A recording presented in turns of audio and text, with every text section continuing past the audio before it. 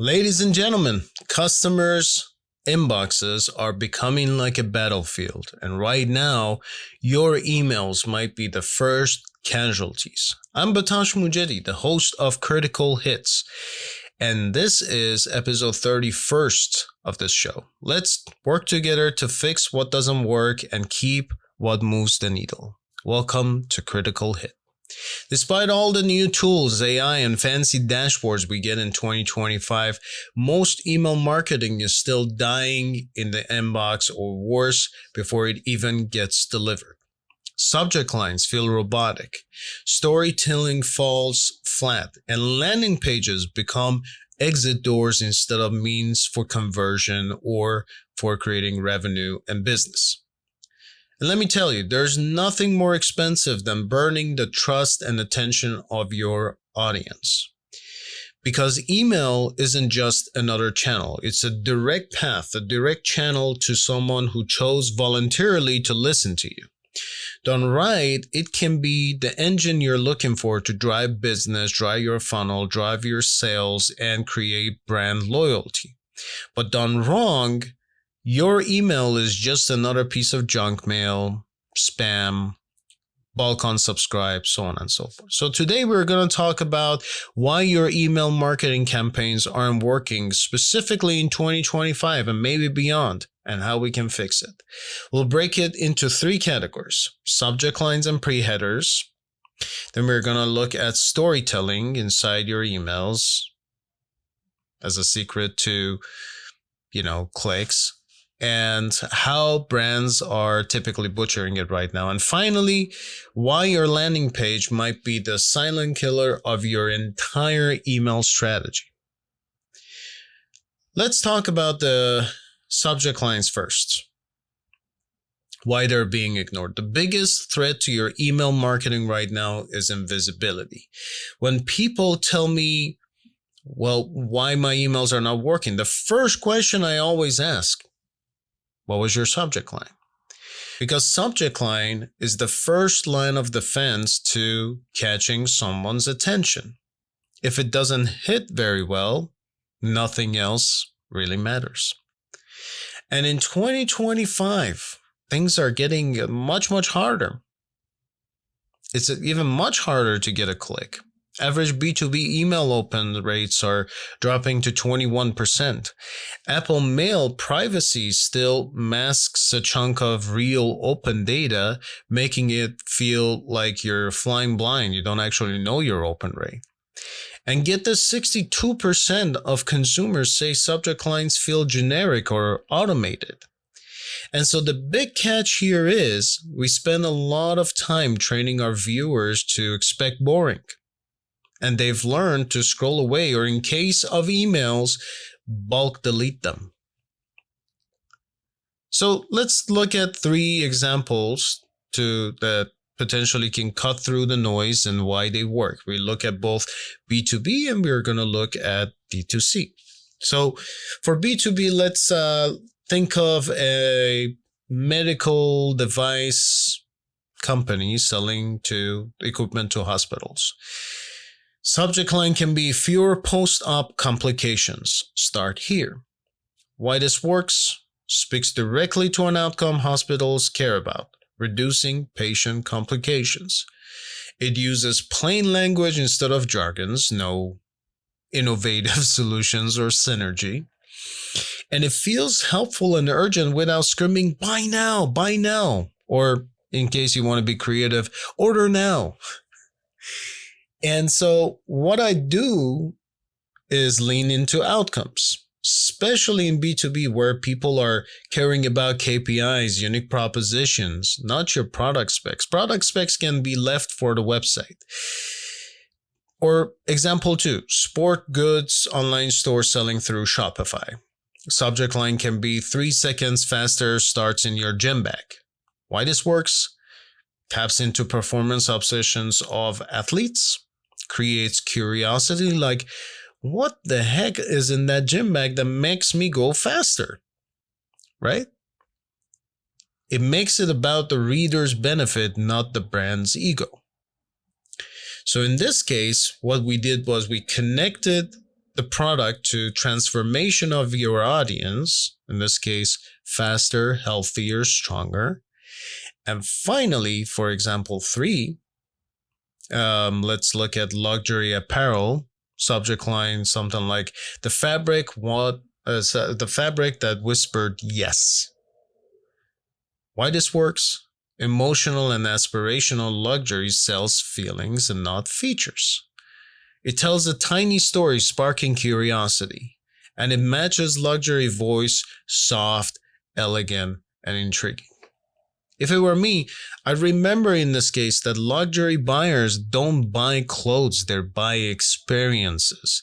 Whether that be the experience of using or wearing the brand or using the brand itself, experience through, the shop, whether that's online or in store, connecting with that business in general.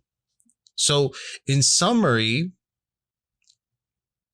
in order to stop your subject lines from tanking, make it outcome driven, not feature driven. Avoid generic words like introducing, update, newsletters. Inject a little bit of a curiosity or emotion, but stay true to your brand's voice. Don't try to be clever, especially if it confuses your reader. Test out a little bit of a humor, if the brand allows it. People love a good chuckle in the inbox. But don't be robotic. Don't say, oh, well, we are going to just use emojis. Haha, right? So your subject line is the knock on the door. If you sound robotic, nobody's going to let you in. And so taking care of that, now it's time for storytelling, because it's not just about blogs. It's also about the emails. And this is the reason why only a small portion of your readers are clicking through. Realistically, if your emails read like an ad, well, that's a one-way ticket to the trash can. A lot of brands treat emails like a flyer. Some, in fact, grab the flyer or print material and translate it directly into a digital email. They cram in bullet points, product specs, and big shiny buttons and screaming buy now, order now, QR code, logos, and then they wonder why nobody clicks. The reality in 2025 is average global email click-through rate already dropped to 1.8%. The top complaint from subscribers is emails are feeling irrelevant, disconnected, especially to why they signed up in the first place. Let me say that again. Irrelevant to what they signed up for the first place. They sign up for a newsletter and bam, the first thing that they get is a product, sales, promos, discounts, so on and so forth. So if your email doesn't feel personal, or if it reads like it could be written for anybody on earth, your reader's brain goes into autopilot and deletes it or unsubscribes immediately. Or, worst case scenario, dead silence. Because silence is like a breakup, but you just don't know about it. So most brands go off the rails writing emails like brochures. All features, no human voices, no narrative arcs. It's just stuff to appease the internal stakeholders that know best. They don't tie it back to the content that the reader's world pains or pain points or interests are located, starting every sentence with we instead of you, right? The email feels transactional, not relational. If it were me, it would spice it up with a little bit of a story, because people don't buy products. They buy stories they want to be part of, right? So story-driven email starts with a conflict. For example, every minute surgeons spend scrubbing data instead of saving lives costs more than we realize. We build curiosity, drop a little question or unexpected fact. Did you know hospitals lose $12 billion annually just managing medical device paperwork? Or tie it back to your reader's goals. What if there is a dashboard that could cut that time in half? It's pretty good. Keep paragraphs short. Aim for 42 to 60 words max. Walls of text is, the eyes are all over the place, right? Talk to one person, not your whole list. Stop saying we, you, right? One CTA, and that's it. In case of B2C example, sport goods, instead of check out our new running shoes engineered with advanced materials and improved stability, yawn, I'd write, ever felt your legs give up at mile 8? Meet the shoes that keep your PR dreams alive. See the difference? One is a product spec, the other one is conversation. Or for luxury brand, that should be pure storytelling. Experience, right? You're selling feelings. Instead of introducing our new silk scarf collection, we can say, wrapped around her shoulders, the silk caught the light, and every eye in the room with it. That's story. People don't remember features, they remember how you made them feel with your email, with your content. So again, to wrap this section up about storytelling, tell a story even if it's short. Make the reader the hero, not your product. Stay relevant to why they signed up in the first place. Keep it conversational. Add a little bit of a humor if it's a fair game to your brand. And for the love of marketing, stop starting every sentence with we the company. No, it's you. It's all about you. It's a coffee chat and I'm here to listen to you, right? It's not a conference. It's not a brochure. And lastly, you got someone to open the email and they loved your content so much they clicked through. What's next? Here is why your landing page is or could be the final weakest link of your campaign.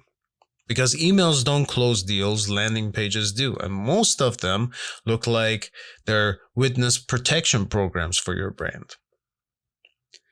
You can write the perfect subject line. You can craft an email story that belongs in the copywriting hall of fame. But if your landing pages flop, the whole campaign dies right there and then. And this happens a lot. In 2025, average landing page bounce rates for email traffic has increased to above 58%. 19% of landing pages personalized for content that was segmented for the email, right? People click through expecting a smooth experience, but it's like clunky and it's slow and it just, feels disconnected instead of feeling to be as part of a continuation story of the email, right? The landing page looks generic, worse, like they've entered the wrong website perhaps. And mistakes that I keep on seeing is the email makes a bold promise, the landing page then doesn't mention it at all. Pages try to sell too many things at once. Slow load times, especially on mobile. You should look at the stats. You're going to see a majority of users are coming from mobile. 500,000 different call to actions. Visual design, the design that doesn't follow the brand or voice. It feels like you dropped a red carpet for the customer, and then as they were walking through it, bam, hit them with the wall. Right? So how can we fix this? You should echo the language from your email. Your headline should remind people why they clicked. Stick to one goal per page. Don't distract people with 5 different call to actions. And make sure it loads very well, it's simple to use, and the UI is easy to follow. Place the social proof high up in there. Show credibility very quickly. Keep the visuals and tone consistent with the brand and the conversation. In B2B medical device example we had, if the email said fewer post-op complications, start here. Your landing page should follow with how device X helps reduce post-op complications by 42%. Not some vague slogan like innovative healthcare solutions for the future and the blah, blah, blah, blah, right? For B2C, we were looking at the sports, right? The 3 seconds faster starts in your gym bag was the subject line. So your landing page headline should be something in the line of meet the shoes engineered for your new personal best.